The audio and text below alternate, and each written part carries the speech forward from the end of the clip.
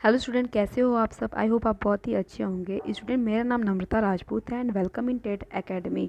Student, आज की video में हम जानेंगे इंडक्टिव और डिडक्टिव मेथड के बारे में, यानी आगमन और निगमन विधि के बारे में, जो कि एग्ज़ाम पॉइंट ऑफ व्यू से बहुत ही इंपॉर्टेंट है और सारे टेट एग्ज़ाम में पूछे जा रहे हैं। इनफैक्ट कि जो बीएड के स्टूडेंट मेरे वीडियो को देख रहे हैं उनके बीएड में भी ये पूछते हैं क्वेश्चन कि हाँ, इंडक्टिव मेथड के बारे में शॉर्ट आंसर क्वेश्चन बताइए, लॉन्ग आंसर में ये मेथड आते हैं। तो चलिए आज की वीडियो हम स्टार्ट करते हैं। पहली बात हम जानते हैं कि इसके जनक कौन है, इंडक्टिव और डिडक्टिव मेथड को दिया किसने है। तो इस मेथड को दिया है एरिस्टोटल ने, यानी अरस्तु ने इस मेथड को दिया है।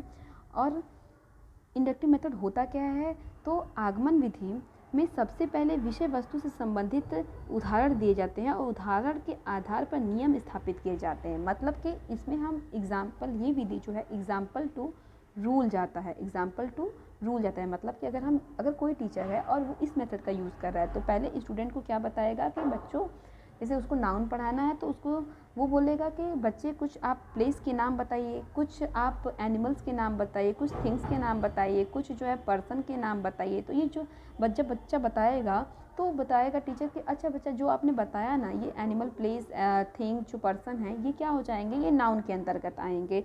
अब हम उसको बताएंगे, पहले एग्जाम्पल अब बता दिया, अब फिर हम बताएंगे कि अब डेफिनेशन बताएंगे नाउन का। ये noun is the name of person, place, animal और थिंग। तो मतलब कि हम एग्जाम्पल पहले बच्चों से निकलवाए और फिर हम नियम की तरफ गए। अब आते हैं कुछ इसके इंपॉर्टेंट पॉइंट के बारे में। ये छात्र केंद्रित विधि है, मतलब इसमें ये चाइल्ड सेंटर्ड मेथड है। इसमें चाइल्ड का ज़्यादा इंपॉर्टेंस है, रोल प्ले किया जाता है और उसको ज़्यादा इंपॉर्टेंस दिया जाता है, इसलिए चाइल्ड सेंटर्ड मेथड है, जो कि बहुत ही बेस्ट मेथड है। ये मूर्त से अमूर्त की तरफ चलती है, यानी मूर्त क्या है, जो चीज़ें हमारे लॉजिक में, जो चीज़ हम देख सकते हैं। जैसे कि मैंने संज्ञा का उदाहरण दिया, बच्चों ने वो चीज़ जानते थे, उनके लॉजिक में था।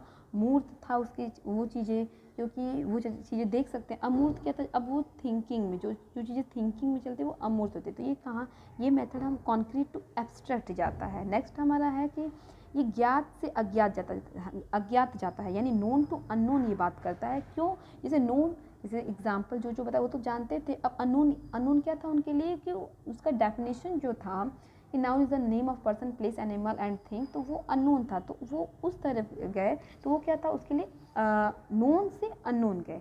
अब फोर्थ पॉइंट हमारा है, सरल से, सिंपल से कॉम्प्लेक्स जाता है, यानी कि पहले हम सिंपल चीज़ों को बताएंगे बच्चों को, फिर हम कठिन की तरफ जाएंगे। यानी कि उदाहरण जो पहले लिए तो सिंपल सिंपल लिया, वो बच्चे वो जानते थे तो सिंपल हो गया। अब हम नियम की तरफ गए, वो कठिन था।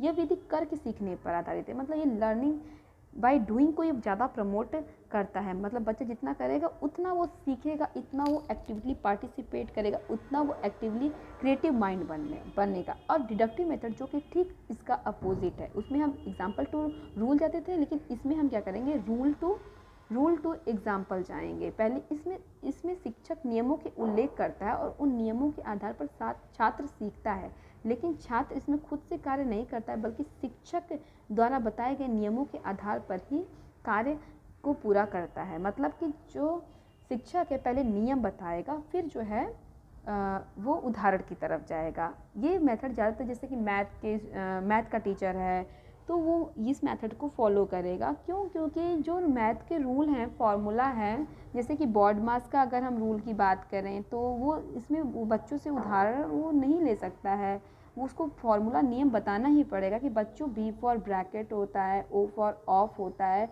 डी फॉर डिवीज़न होता है, एम फॉर मल्टीप्लिकेशन होता है, ए फॉर एडिशन होता है एंड एस फॉर सब्ट्रैक्शंस होता है। तो अब बच्चा को एक क्वेश्चन लगा दिया, पहले bracket, of, division, multiply, addition, subtraction को सॉल्व करके वो क्वेश्चन लगा दिया। अब बच्चों को वो प्रैक्टिस करने के लिए कुछ एग्जाम्पल दे देगा और फिर बच्चा वो करेगा। तो ये मतलब नियम पहले इसमें बताना पड़ता है और फिर हम उदाहरण की तरफ बाद में जाते हैं। और एक तो ये मेथड ज़्यादातर हायर क्लासेस के लिए ज़्यादा यूज़फुल है। और इंडक्टिव मेथड वो किसके लिए ज़्यादा इंपॉर्टेंट है, वो जो एलिमेंट्री लेवल के स्कूलों के लिए, कि बच्चों के लिए ज़्यादा इंपॉर्टेंट, जो 1 to 5 के, क्योंकि अगर वो चीज़ों को जोड़ के शिक्षक उसको सिखाएगा तो ज़्यादा बेहतर तरीके से सीख सकते हैं। अब आते हैं कुछ इसके निगमन विधि के कुछ इंपॉर्टेंट पॉइंट्स हम जान लेते हैं। कि निगमन विधि में पहले नियम का ज्ञान कराया जाता है, फिर उदाहरण दिया जाता है, मतलब रूल टू एग्जाम्पल चलता है। सेकंड है, ये शिक्षक केंद्रित है, क्योंकि टीचर पहले इसमें बता रहा है तो ये, और फिर इसमें टीचर एक्टिवली पार्टिसिपेट, कैसा मेथड है, ये टीचर सेंटर्ड मेथड है। थर्ड हमारा है कि ये रूल टू एग्जाम्पल करता है। सॉरी, इसको मैंने एक बार और रिपीट करके लिख दिया है। फोर्थ हमारा पॉइंट है अमूर्त यानी एब्स्ट्रैक्ट टू कॉन्क्रीट, ये बात करता है।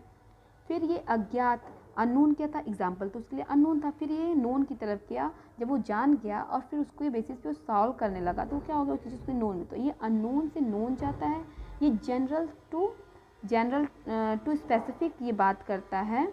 और ये यानी सामान्य से विशिष्ट की तरफ ये काम करता है। सामान्य जैसे कि अगर हमने एक उदाहरण अगर हम लेते हैं कि हमारा जो है एग्जाम्पल दिया कि एक डॉग है, वो डॉग, सारे डॉग जो क्या होते हैं भौंकते हैं, है ना, बार्क करते हैं और उसकी पूँछें होती हैं, टेल होते हैं। ये सारे डॉग का एग्जांपल था। अब एक मेरा कुत्ता है, यानी कि वो अब मेरा कुत्ता है, स्पेसिफिक मैंने लिया, अपने कुत्ते का बात की, अपने कुत्ते, सारे कुत्ते की बात नहीं, मैं अपने, वो भी भौंकता है, उसकी पूँछें हैं, वो ब्लैक कलर का है, तो मैंने अपना एक विशिष्ट उदाहरण लेते हैं। ये क्या है, ये सम स्पेसिफिक, जनरल से ये स्पेसिफिक ये काम करता है, ये मेथड। तो आई होप आपको ये वीडियो समझ में आ गई होगी। प्लीज़ मेरे इस चैनल को सब्सक्राइब करिए, लाइक करिए और शेयर करिए और कमेंट करिए। अगर आपको कुछ भी प्रॉब्लम है तो जो आपको नहीं समझ में आए तो प्लीज़ कमेंट करिएगा और बताइएगा कि आपको ये वीडियो कैसी लगी। तो मिलते हैं अपने नेक्स्ट वीडियो में, तो प्लीज़ सब्सक्राइब माई चैनल।